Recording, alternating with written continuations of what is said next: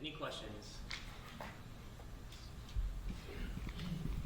If you have a question for Tom, I'm happy to call him back up here and put him on the spot.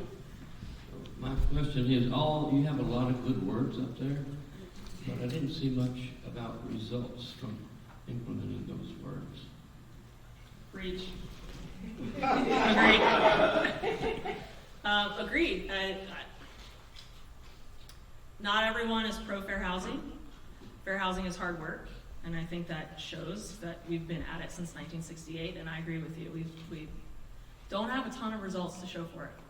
And HUD has been working hard to try to change that through our regulations, and these political challenges are hampering that from coming out. But hopefully we'll get a regulation that requires jurisdictions to put their money where their mouth is.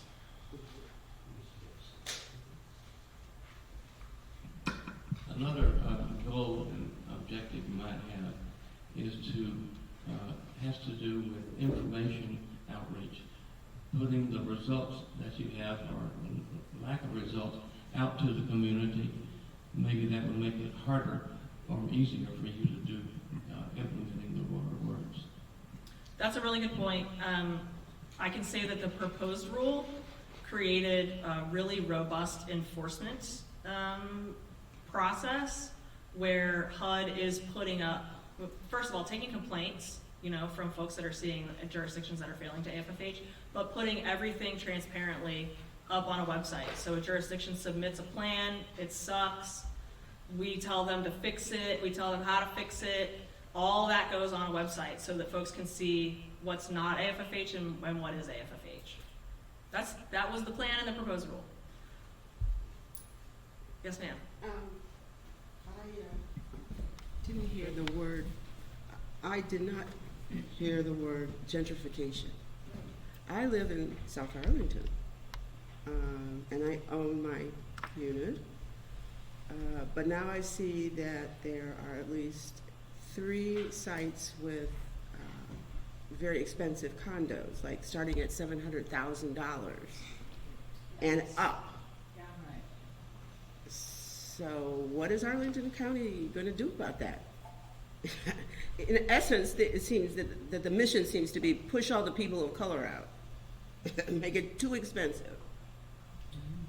Also agree that gentrification is a problem. I think the term you heard Tom and I use is displacement. Oh, okay. And for better or worse, but it is a key area of analysis for any good fair housing plan and any good fair housing goals. You can't just be coming in and building a bunch of housing and saying problem solved. You've got to be noticing who's able to stick around and access that housing and those community assets. Really important, and I'm sorry to hear that's happening. Yes, it is. Helen, I'll let you. Hello. Thank you so much for mentioning the 2015 Inclusive Communities decision. I remember when that happened, there were a lot of folks that were really excited about the potential for a whole bunch of things in the country that were happening to be declared discriminatory, and then they would go away. So for instance, one of those things was exclusive single-family zoning. So we've been tackling single-family zoning through the planning and zoning side, but I haven't heard it being tackled as much through the legal side.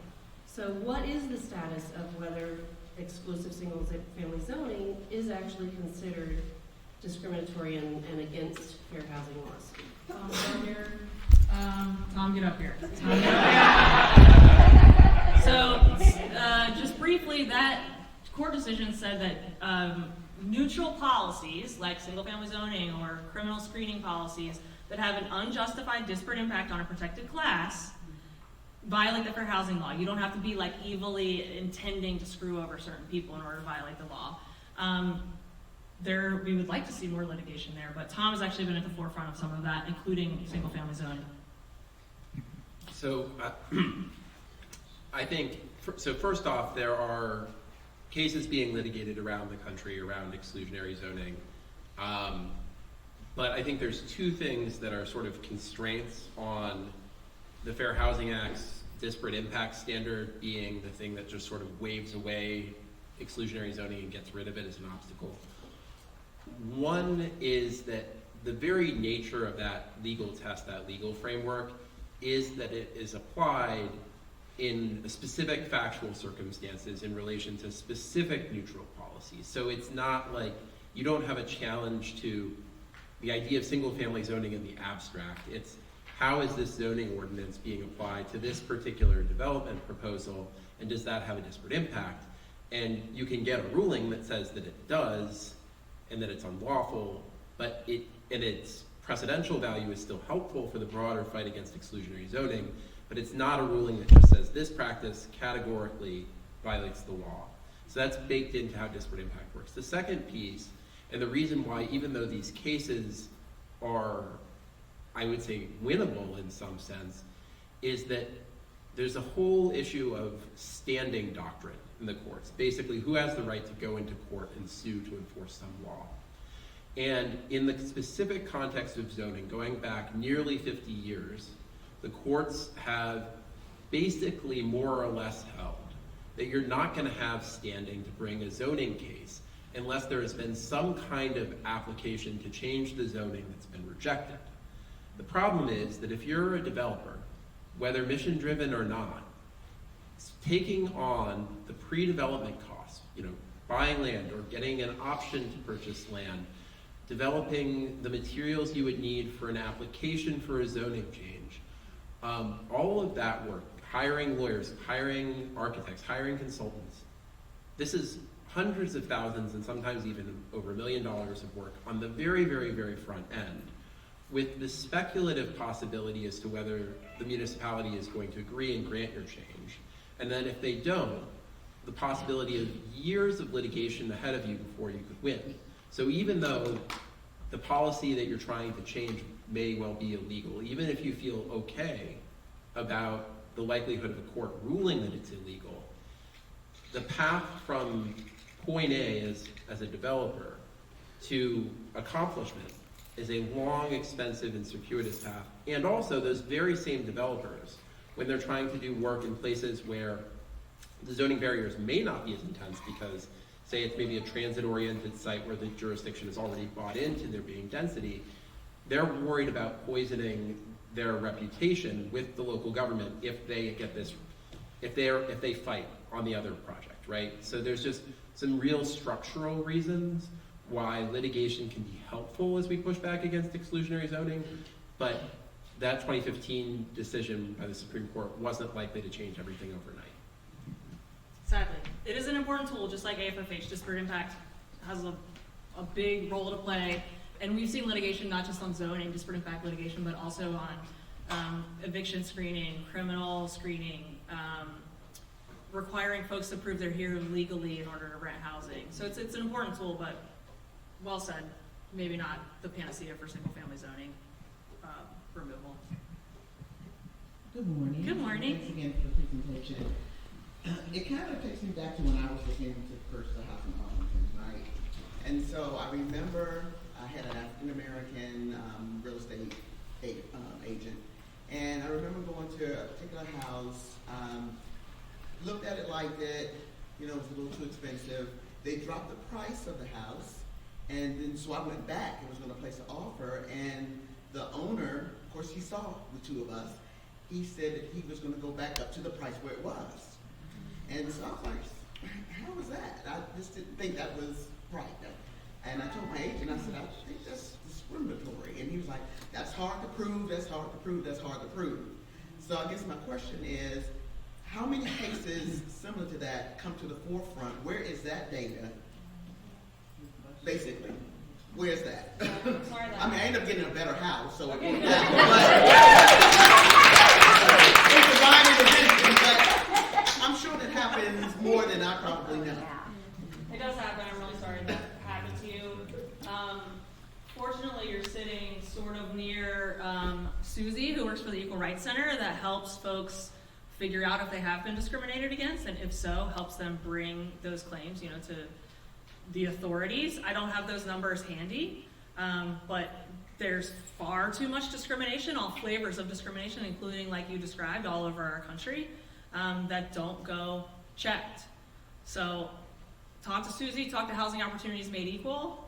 If you're within your statute of limitations, maybe they can help you get some relief. But the Virginia Fair Housing Office and HUD does publish numbers of complaints, like by protected class and whether it's rental or sales. So the data is out there, I just don't have it handy.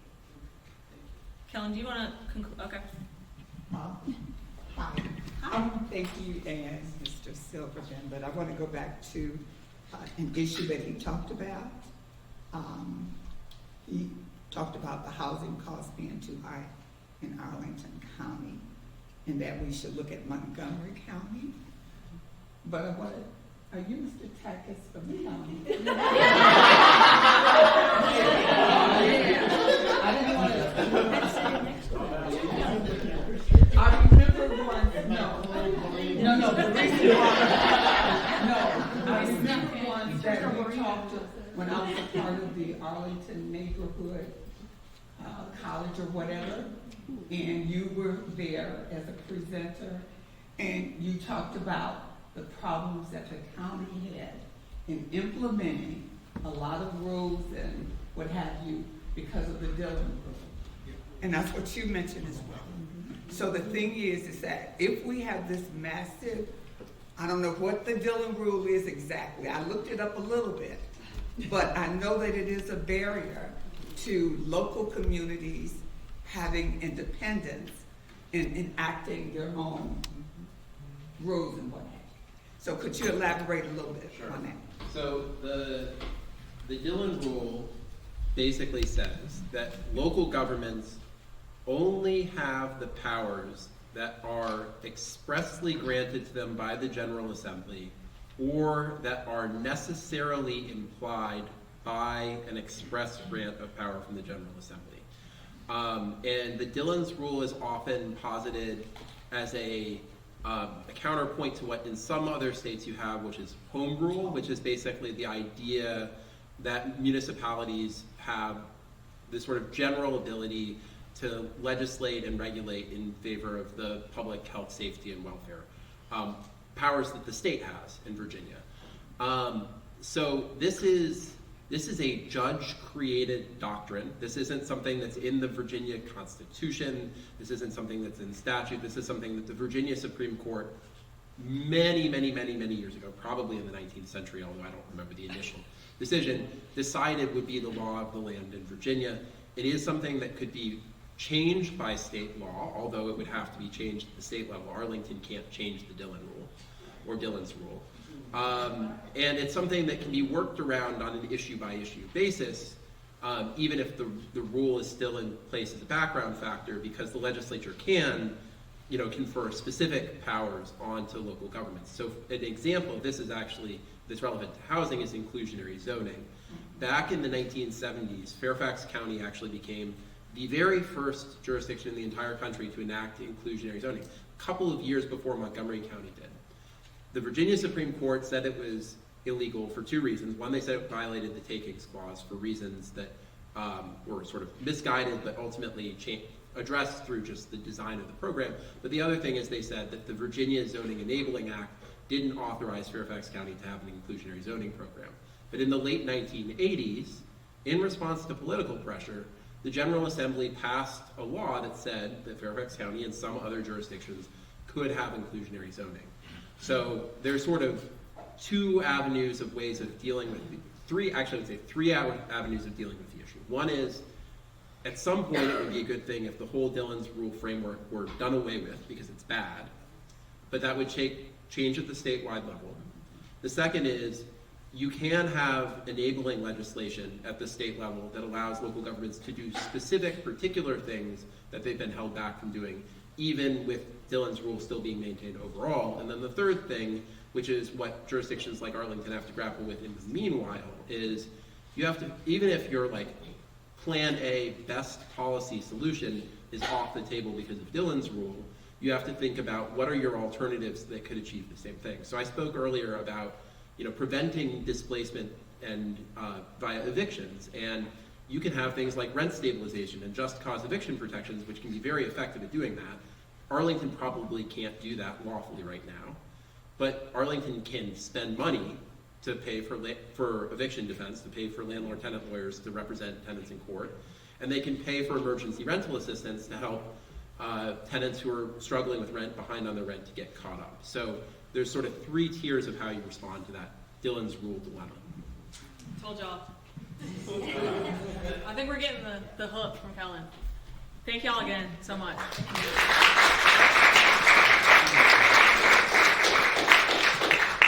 Thank you, Helen. Thank you, Thomas. I'm Colin Macbeth. I am a member of the executive committee for the NAACP Arlington branch, also the chair of the Housing Commission for the county.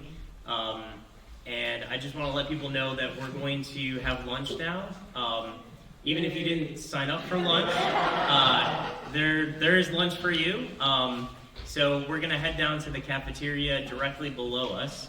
But there's a homework assignment. So we would like everyone to get into small groups. Try to find some folks that you don't know. And Mike Heminger, who's the president of our local NAACP branch, has got the 2 questions that we have for everyone to consider and discuss while you're at lunch. He also has some pens. It'd be great if you could write down your responses to the questions, and then we're going to collect those after we come back, and I would say 1:10, if people could try to be back up in this room at 1:10, so that we'd love to do a report out so that people can hear what everyone is thinking about the fair housing, the concerns that people have in the room. And then we're going to get into our afternoon sessions, which is a panel focused on what's happening in Virginia legislatively when it comes to fair housing enforcement, what are the trends, and then we're going to close with my segment, which is specific to Arlington. What are some of the challenges and opportunities in regards to fair housing policy in Arlington, what's happening today, and what should be happening. And then we'll do a wrap up. And the times are a little bit off. We're about 5 minutes behind, which isn't too bad. But so if everyone could, again, stop by Mike, who's got the questions for you as you head down to lunch. He also has pens. Check them. They might not all work. If your pen doesn't work, we'll give you a new one. But then if everyone could come back up here at 1:10 p.m., no later than 1:10 p.m., so we can do a report out and then make sure we stand up. So thank you all.